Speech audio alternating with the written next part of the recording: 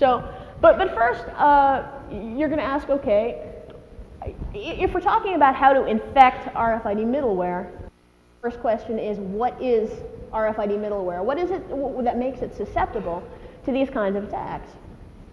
And the answer is quite pretty much what you would expect. What we have here is a picture taken from Sun Microsystems, a bit of the architecture of their RFID system. And I'm just going to point out a few of the really salient points about it that make it RFID malware, or sorry, RFID middleware. So it has RFID readers and tags, middleware without having these readers and tags. You're probably going to have a database, because if you have all of these, I mean, if you have this Internet of Things, basically, and you're just reading probably, you know, thousands or millions of these tags, you need something to do. You need to do something with it. You're going to have the usual data management problems. So, I mean, what do you do with it? You just stick it all in a database. You do the usual queries on it. You prune out the data that's irrelevant. It's the same old data management problem we've been having. So middleware has these databases. It also oftentimes has a network connection. There's an organization called EPC Global, and they're beyond this grand vision of making this Internet of Things. And they want to use these RFID tags called the electronic product code. They're 96-bit tags, and they're kind of like little license plates. That's kind of how they envision them. And they're a bit like traditional barcodes, but they've slightly extended it to make them unique for individual products. And the point is that if you have an item, for example, on the supply chain, and it travels from point A to point B, if it gets lost completely, they recover it at a point C, and then what they want is that you can go on the internet, figure out where exactly did this item come from, and then you can just send it back to its destination. So this information is basically worldwide accessible. You know, it's global. Everybody's sharing all of this, and you have this unique ID that can help you get things back underway. And that's all well and good, but just remembering that the system then requires network connectivity. And of course, once you introduce a network into a system, you're introducing all of the usual cans of worms that we're used to. You're probably going to have a management interface. I mean, RFID systems oftentimes are really meant for business people. They're meant for managers. They're meant for people who don't know how to construct their own SQL queries. So they oftentimes just need a nice little point-and-click interface to help them get stuff done. They're not always going to be on site, so, I mean, oftentimes these things are going to be web-based, so they can sit in their offices and track what's going on in the warehouse. That's all well and good, but when you have a web interface, you're introducing things like web protocols, and this is yet another venue of like new ways that you can introduce attacks. You're going to have data filtering and correlation software. I mean, it can be incredibly complex, because it's not. For example, if you get multiple readings of the same item, I mean, sometimes you might want to filter them out just because it's extraneous noise. Even if you have several readers, sometimes several readers are kind of positioned in different places, and you just have to have all the logic to really be able to filter out the wheat from the chaff. But of course, all of this is leading to yet larger programs, and it's sort of leading to a bit of the bloatware that we're used to, just in a new domain. And finally, glue code. For example, if you have your RFID readers, oftentimes, let's say you're going to have something like, you know, an API that you're going to use to tie it together with the rest of the system. Like, for example, with some of our middleware, we have this little Philips iCode for Pagoda reader, and it comes with a C API. And, you know, that's great. And I can just use some, you know, some database libraries and stuff to just tie it into, you know, everything it needs to be connected to. But the problem is, when you start using things like C APIs, you start introducing possibilities for things like buffer overflows, and a lot of those traditional attacks that we're used to. So basically, what we did is we constructed a malware test RFID middleware platform, actually, that we just wanted to be representative of a typical RFID middleware system. We actually wanted to do this for a couple of reasons. First, because it was modular. I mean, basically the way that we did it is we had this, this Philips reader, and we connected it basically to 4 different databases. We had MySQL, and Postgres, and Oracle, and SQL Server. And essentially, it just actually allowed us to try different kinds of exploits with different databases, because we actually found out that some databases were actually, well, actually better protected against some of these attacks than others. And it really led to a really convenient testing platform for us. It was also the same with the web interfaces. We built a couple different kinds of web interfaces. I mean, we used Perl and PHP. And once again, I mean, certain implementations in certain languages made things basically safer than others. But it was fun to play with it. And another reason why we wanted to use a generic malware test platform is essentially to kind of clear ourselves. Because basically, what we didn't want to do is release a cookbook on this is a real deployed middleware system, and this is how you attack it. You know, here's some code samples. We didn't want to provide that. We just wanted to show the concept.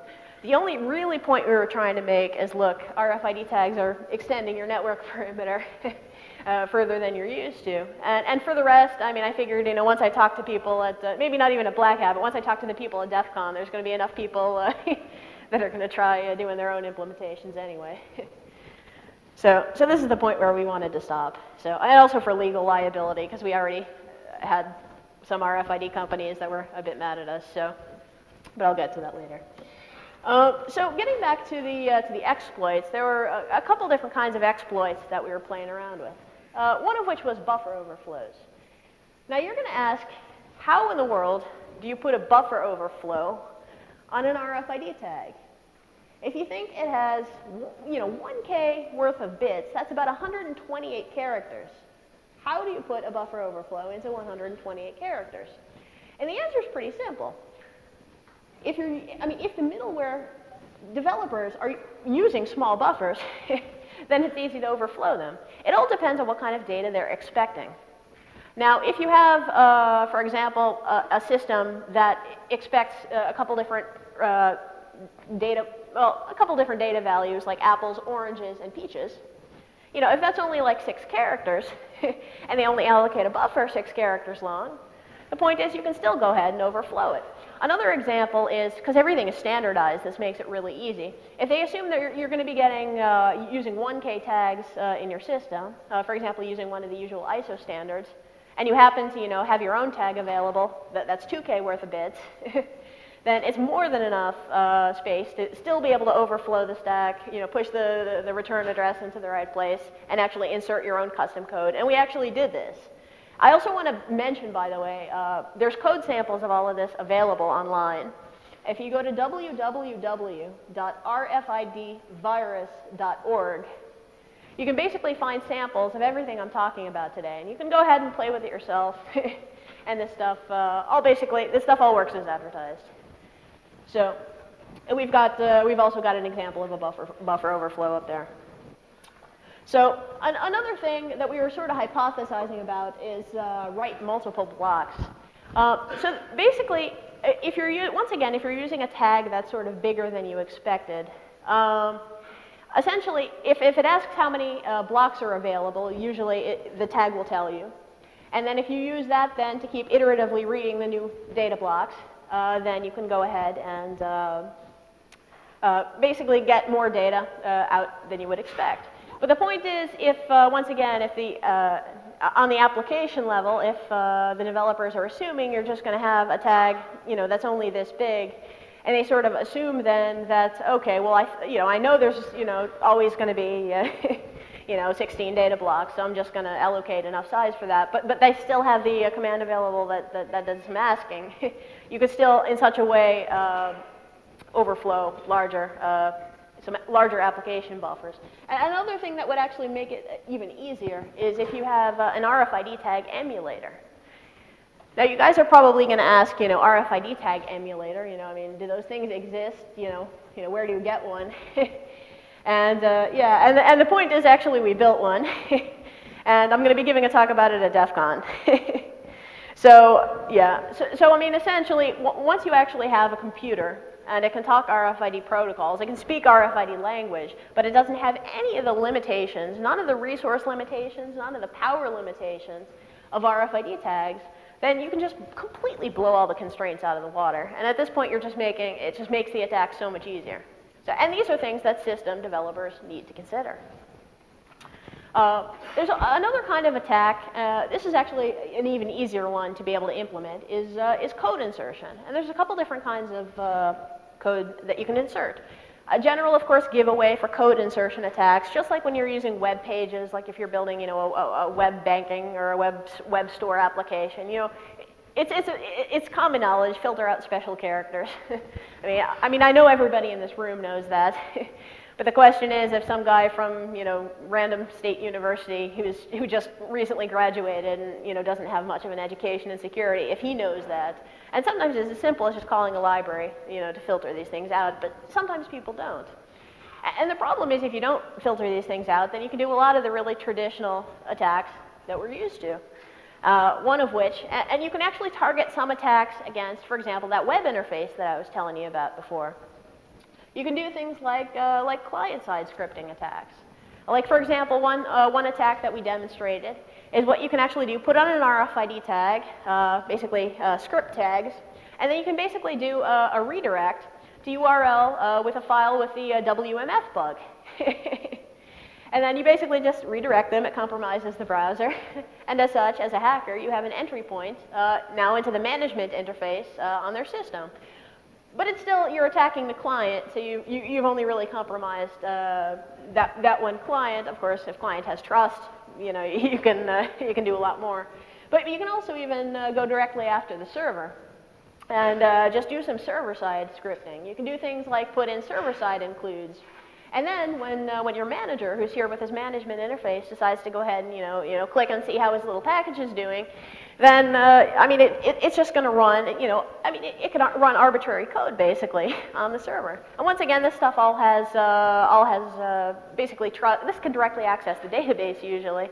And I mean the whole point of the RFID system is it's all about the data that you're storing. And once you have access to the data, you can basically just wipe out the entire worth of of this RFID system. So another kind of attack that it's a kind of code injection that we were focusing on is SQL injection, because this is actually even one of the easiest ones to be able to pull off in a small number of bits. And you can use it for a lot of different things. One thing is we actually used a SQL injection to be able to steal data from an RFID middleware database. So what you do is you just insert a select query in there, and you basically write that data to a data location that on the application layer eventually gets written back out to tags again. And essentially, I mean, it requires a little bit of insider knowledge to pull off this one about how the software is constructed. But essentially, I mean, in such a way, it can just perform your arbitrary query, get the data, have it written back to a tag. You don't even have to be there. You know, the package just goes on its way, and you've got whatever it is you're trying to get after. Another one that probably has, you know, slightly less, requires less creativity is just, you know, modifying the DB. I mean, all you have to do is like, you know, semicolon, you know, drop table, you know, and yeah, that's annoying. Denial of service. So my absolute favorite one, and we were using this one with SQL Server, is you can basically turn off a SQL Server instance by doing semicolon shutdown. And yeah, it only requires just a really tiny number of